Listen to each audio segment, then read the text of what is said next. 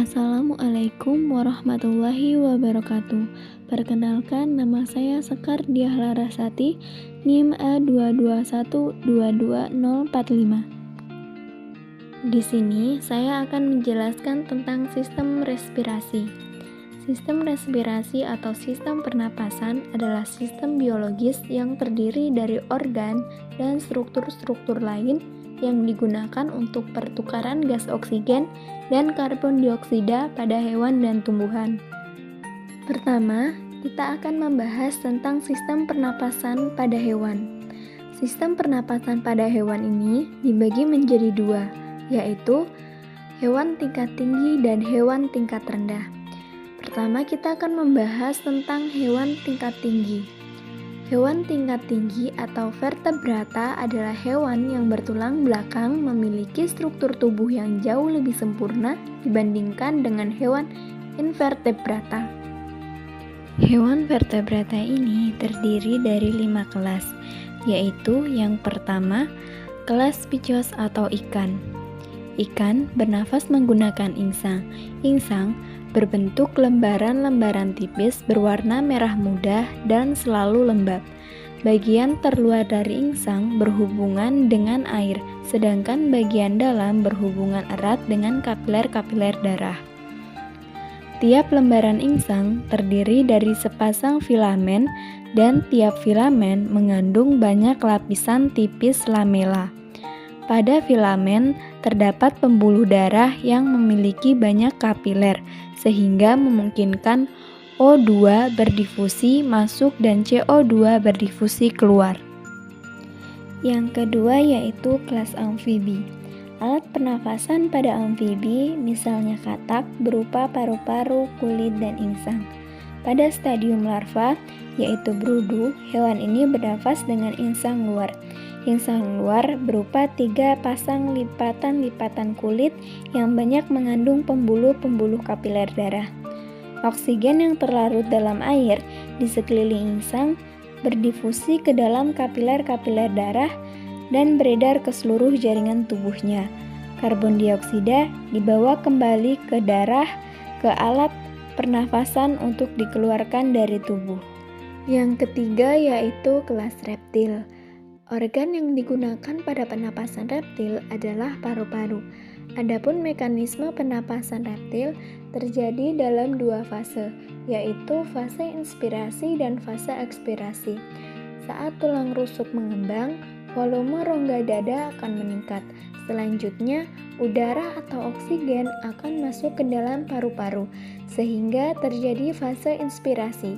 Sedangkan fase ekspirasi akan terjadi jika tulang rusuk merapat sehingga CO2 atau karbon dioksida dan uap air keluar dari paru-paru.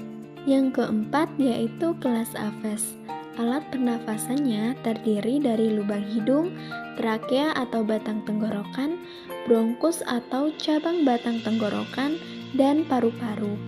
Pada pangkal percabangan bronkus juga terdapat alat suara yang disebut dengan siring. Saat terbang, pernafasan burung dibantu dengan pundi-pundi udara.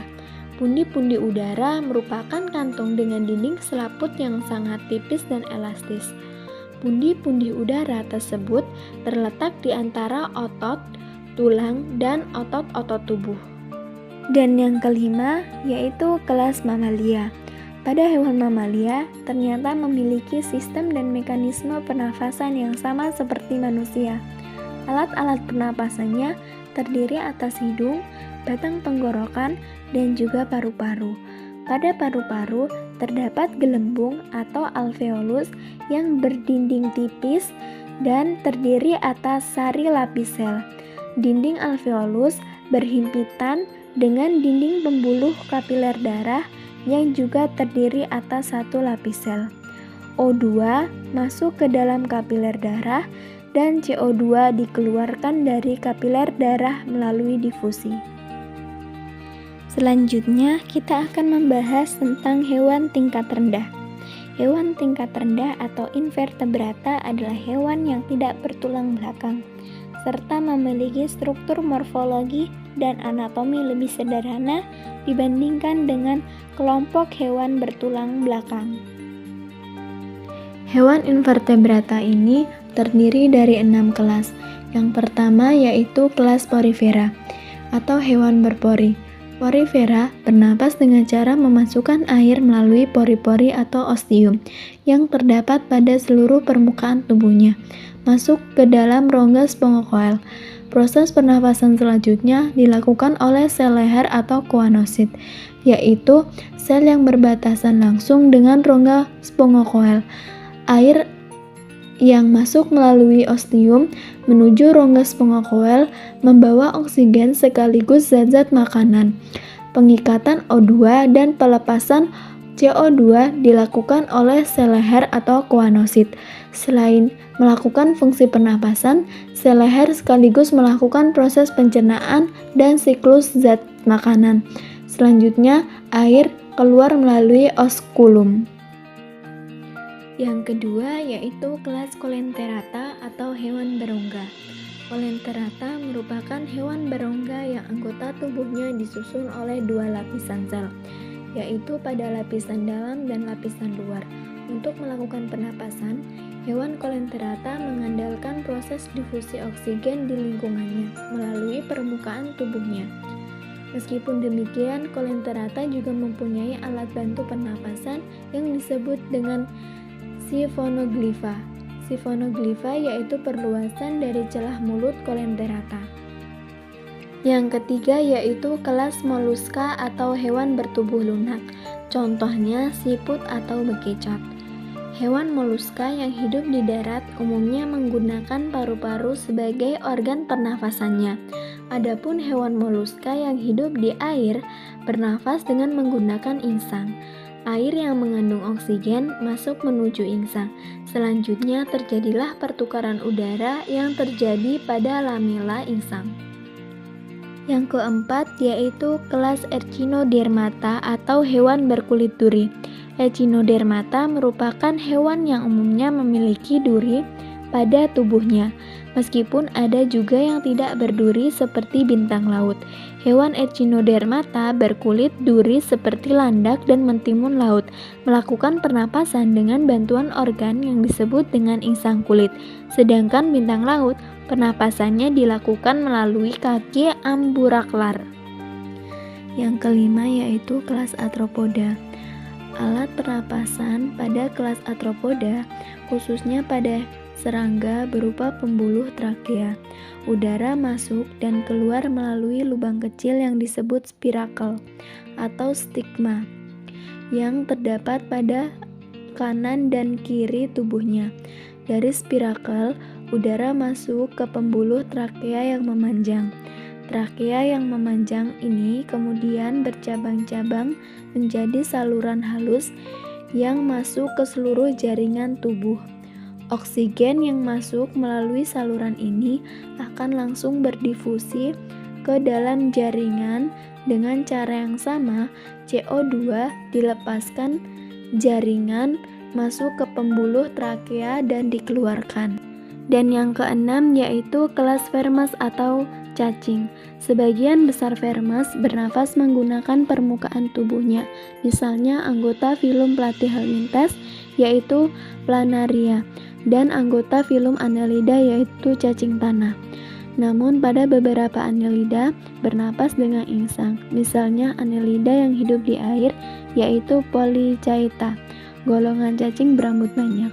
Ini bernafas menggunakan sepasang porapodia yang berubah menjadi insang. Pada Planaria, O2 yang terlarut di dalam air berdifusi melalui permukaan tubuhnya. Demikian juga dengan pengeluaran CO2. Pada cacing tanah, O2 berdifusi melalui permukaan tubuhnya yang basah, tipis, dan memiliki pembuluh darah. Selanjutnya, O2 diedarkan ke seluruh tubuh oleh sistem peredaran darah. CO2 sebagai sisa pernapasan dikeluarkan dari jaringan oleh pembuluh darah, kemudian keluar melalui permukaan tubuh secara difusi. Kemudian kita lanjut pada pernapasan tumbuhan. Pernapasan tumbuhan dibagi menjadi dua, yaitu tumbuhan tingkat tinggi dan tumbuhan tingkat rendah. Yang pertama yaitu pernapasan pada tumbuhan tingkat tinggi. Pada tumbuhan tingkat tinggi menggunakan proses pernapasan aerob. Pernapasan aerob merupakan suatu proses pernapasan pada tumbuhan yang membutuhkan peran oksigen dalam proses pemecahan glukosa. Selanjutnya, glukosa akan dipecah agar bisa menjadi energi dan karbon dioksida. Yang kedua yaitu pernapasan pada tumbuhan tingkat rendah.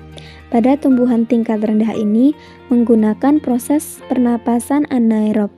Dalam tahap pernapasan anaerob ini, tumbuhan tidak memerlukan peran oksigen dalam proses pemecahan glukosa menjadi energi serta karbon dioksida. Sekian video penjelasan dari saya. Wassalamualaikum warahmatullahi wabarakatuh.